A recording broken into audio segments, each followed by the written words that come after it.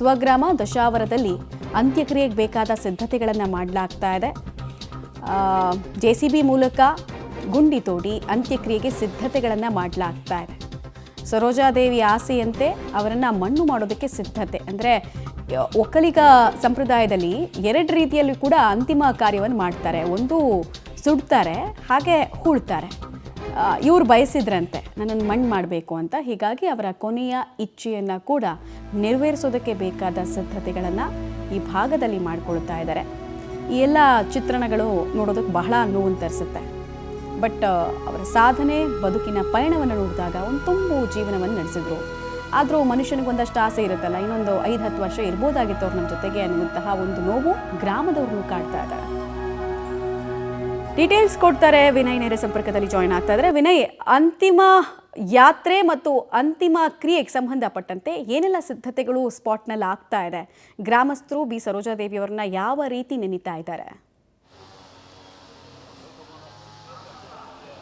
ಮಮತಾ, ಈಗಾಗಲೇ ಅಂತ್ಯಕ್ರಿಯೆಗೆ ಎಲ್ಲ ರೀತಿಯ ಸಿದ್ಧತೆಗಳನ್ನ ಮಾಡ್ಕೊಳ್ಳಲಾಗ್ತಾ ಇದೆ. ಮಧ್ಯಾಹ್ನದ ವೇಳೆಗೆ ಅವರ ಪಾರ್ಥಿವ ಶರೀರ ಈ ಒಂದು ದಶವಾರ ಗ್ರಾಮವನ್ನು ತಲುಪುತ್ತೆ. ಆ ನಿಟ್ಟಿನಲ್ಲಿ ಎಲ್ಲ ರೀತಿಯ ಸಿದ್ಧತೆಗಳನ್ನು ಗ್ರಾಮಸ್ಥರು ಹಾಗೂ ಸ್ಥಳೀಯ ಆಡಳಿತ ಮಾಡ್ಕೊಳ್ತಾ ಇರುವಂಥದ್ದು ದೃಶ್ಯಗಳು ನೋಡ್ತಾ ಇರ್ಬೋದು. ಈಗಾಗಲೇ ಸರೋಜಾದೇವಿಯವರ ಅಂತ್ಯಕ್ರಿಯೆಗೆ ಗುಂಡಿ ನಿರ್ಮಾಣ ಕಾರ್ಯ ಕೂಡ ಭರದಿಂದ ಸಾಗ್ತಾ ಇರುವಂಥದ್ದು. JCB ಮೂಲಕ ಗುಂಡಿಯನ್ನು ತೆಗೆದುಕೊಂಡು ಬಳಿಕ ಅದನ್ನು ಸ್ಥಳೀಯ ಕಾರ್ಮಿಕರೇನಿದ್ದಾರೆ ಹಾಗೂ ಗ್ರಾಮಸ್ಥರು ಜೊತೆಗೂಡಿ ಅದನ್ನೆಲ್ಲವನ್ನು ಕೂಡ ನೀಟಾಗಿ ರೆಡಿ ಮಾಡ್ಕೊಳ್ಳುವಂಥ ಕೆಲಸವನ್ನು ಮಾಡ್ತಿದ್ದಾರೆ. ಈ ಒಂದು ಗುಂಡಿಯಲ್ಲಿ ಅವ್ರನ್ನ ಮಲಗಿಸಿ ಅವರ ಸಮಾಧಿಯನ್ನು ಮಾಡುವಂಥ ಒಂದು ಕಾರ್ಯ ಕೂಡ ಭರದಿಂದ ಸಾಗ್ತಾ ಇರುವಂಥದ್ದು. ಈಗಾಗಲೇ ಒಕ್ಕಲಿಗ ಅಂತ್ಯಕ್ರಿಯೆ ಸಂಪ್ರದಾಯದಂತೆ ಅವರ ಅಂತಿಮ ವಿಧಿವಿಧಾನಗಳನ್ನು ನಡೆಸಲಿಕ್ಕೆ ಕುಟುಂಬಸ್ಥರು ನಿರ್ಧಾರವನ್ನು ಮಾಡಿದ್ದಾರೆ. ಆ ನಿಟ್ಟಿನಲ್ಲಿ ಎಲ್ಲ ರೀತಿಯ ಸಿದ್ಧತೆಗಳನ್ನು ಮಾಡಿಕೊಳ್ಳಲಾಗ್ತಾ ಇದೆ. ಜೊತೆಗೆ ಮೊದಲು ಅವರ ಮನೆಯ ಬಳಿ ಪಾರ್ಥಿವ ಶರೀರದ ಒಂದು ಪೂಜೆಗೆ ಅವಕಾಶವನ್ನು ಕೊಡಲಾಗುತ್ತೆ. ಪೂಜೆ ಸಲ್ಲಿಸಿದ ಬಳಿಕ ಮನೆಯ ಬಳಿ ಕೂಡ ಅರ್ಧ ಗಂಟೆಗಳ ಕಾಲ ಗ್ರಾಮಸ್ಥರು ಹಾಗೂ ಸುತ್ತಮುತ್ತಲಿನ ಗ್ರಾಮಸ್ಥರೇನಿದ್ದಾರೆ ಅವರ ದರ್ಶನಕ್ಕೂ ಕೂಡ ವ್ಯವಸ್ಥೆಯನ್ನು ಮಾಡಲಾಗುತ್ತೆ. ಅಲ್ಲಿಂದ ಹೂವಿನ ಪಲ್ಲಕ್ಕಿಯಲ್ಲಿ ನೇರವಾಗಿ ಅವರ ಜಮೀನಿನ ಬಳಿ ಈ ಒಂದು ಪಾರ್ಥಿವ ಶರೀರವನ್ನು ಮೆರವಣಿಗೆ ಮೂಲಕ ತರಲಾಗುತ್ತೆ. ಹೂವಿನ ಪಲ್ಲಕ್ಕಿಯಲ್ಲಿ ಮೆರವಣಿಗೆ ಮೂಲಕ ತಂದು ಇಲ್ಲೂ ಕೂಡ ಕೆಲ ಕಾಲ ವಿಧಿವಿಧಾನಗಳನ್ನು ನೆರವೇರಿಸುವಂಥ ಒಂದು ಸಾಧ್ಯತೆ ಇದೆ. ಈಗಾಗಲೇ ಸಾಕಷ್ಟು ಬಿಗಿ ಪೊಲೀಸ್ ಬಂದೋಬಸ್ತ್ ವ್ಯವಸ್ಥೆಯನ್ನು ಕೂಡ ಕಲ್ಪಿಸಿಕೊಳ್ಳಲಾಗಿರುವಂಥದ್ದು. ಸುಮಾರು 300ಕ್ಕೂ ಹೆಚ್ಚು ಪೊಲೀಸರನ್ನು ಕೂಡ ನಿಯೋಜನೆ ಮಾಡಿಕೊಳ್ಳಲಾಗಿದೆ. ಅಂದರೆ ಯಾವ್ಯಾವ ಸ್ಥಳಗಳಲ್ಲಿ ಪಾರ್ಕಿಂಗ್ ಇರಬೇಕು, VIP ಎಂಟ್ರಿ ಯಾವ ಕಡೆ ಇರಬೇಕು, ಸಾರ್ವಜನಿಕರ ದರ್ಶನ ಯಾವ ಕಡೆ ಇರಬೇಕು, ಎಲ್ಲವನ್ನೂ ಕೂಡ ಪ್ರತ್ಯೇಕವಾಗಿ ಬ್ಯಾರಿಕೇಡ್ಗಳನ್ನು ಹಾಕಿ ಈಗಾಗಲೇ ಸಿದ್ಧಪಡಿಸಿಕೊಳ್ಳಿರುವಂಥದ್ದು. ಅಂದರೆ VIP ಬಂದಂಥ ಸಂದರ್ಭದಲ್ಲಿ ಅವರು ನೇರವಾಗಿ ಅವರ ಪಾರ್ಥಿವ ಶರೀರದ ಬಳಿ ಹೋಗಿ ಅಲ್ಲಿ ಅವರ ಅಂತಿಮ ದರ್ಶನಕ್ಕೆ ಅವಕಾಶವನ್ನು ಕಲ್ಪಿಸಿರುವಂಥದ್ದು. ಜೊತೆಗೆ ಸಾರ್ವಜನಿಕರು ಒಂದು ಕಡೆಯಿಂದ ಬಂದು ಅಂತಿಮ ದರ್ಶನವನ್ನು ಪಡೆದು ಮತ್ತೊಂದು ಕಡೆ ಹೋಗುವಂಥ ಒಂದು ಕೆಲಸಕ್ಕೂ ಕೂಡ ಸಿದ್ಧತೆ ಮಾಡಿಕೊಳ್ಳಲಾಗಿದೆ. ಜೊತೆಗೆ ಸಾಕಷ್ಟು ರಾಜಕೀಯ ಗಣ್ಯರು ಹಾಗೂ ಸಿನಿಮಾ ಗಣ್ಯರು ಕೂಡ ಬರುವಂಥ ಹಿನ್ನೆಲೆಯಲ್ಲಿ ಪಾರ್ಕಿಂಗು ಕೂಡ ಪ್ರತ್ಯೇಕ ವ್ಯವಸ್ಥೆಯನ್ನು ಕಲ್ಪಿಸಲಾಗಿರುವಂಥದ್ದು. ಚೇರು ಶಾಮಿಯಾನದ ವ್ಯವಸ್ಥೆಯನ್ನು ಕೂಡ ಈಗಾಗಲೇ ಸ್ಥಳೀಯ ಆಡಳಿತ ಮಾಡಿಕೊಂಡಿದೆ. ಆ ನಿಟ್ಟಿನಲ್ಲಿ ಇಲ್ಲಿ ಅಂತಿಮ ವಿಧಿವಿಧಾನಗಳನ್ನು ಗ್ರಾಮಸ್ಥರೇ ಮುಂದೆ ನಿಂತು ನೆರವೇರಿಸ್ತಾರೆ. ಆ ನಿಟ್ಟಿನಲ್ಲಿ ಎಲ್ಲ ರೀತಿಯ ಸಿದ್ಧತೆಗಳನ್ನ ಮಾಡಿಕೊಳ್ಳಲಾಗಿದೆ.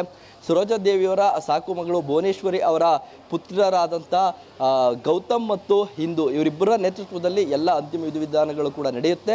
ಈಗಾಗಲೇ ಇದರ ಬಗ್ಗೆ ಅವರ ಆಪ್ತರಾಗಿರುವಂಥ ಕೃಷ್ಣಪ್ಪ ಅವರು ಕೂಡ ಮಾಹಿತಿಯನ್ನು ಕೊಟ್ಟರು. ಅವರು ಹಿಂದೆ ಹೇಳ್ಕೊಂಡಿದ್ರು, ನನ್ನನ್ನು ಮಣ್ಣು ಮಾಡಬೇಕು, ನಮ್ಮ ತಾಯಿ ಸಮಾಧಿ ಪಕ್ಕದಲ್ಲೇ ಮಣ್ಣು ಮಾಡಬೇಕು ಅನ್ನೋ ಒಂದು ಆಸೆಯನ್ನು ತೋಡ್ಕೊಂಡಿದ್ರು. ಆ ನಿಟ್ಟಿನಲ್ಲಿ ಅವರ ಆಸೆಯಂತೆ ಎಲ್ಲ ರೀತಿಯ ಸಿದ್ಧತೆಗಳು ಕೂಡ ಇಲ್ಲಿ ನಡ್ತಾ ಇರುವಂಥದ್ದು. ಮಮತಾ, ಧನ್ಯವಾದ ತಮ್ಮೆಲ್ಲ ಮಾಹಿತಿಗಾಗಿ ವಿನಯ್.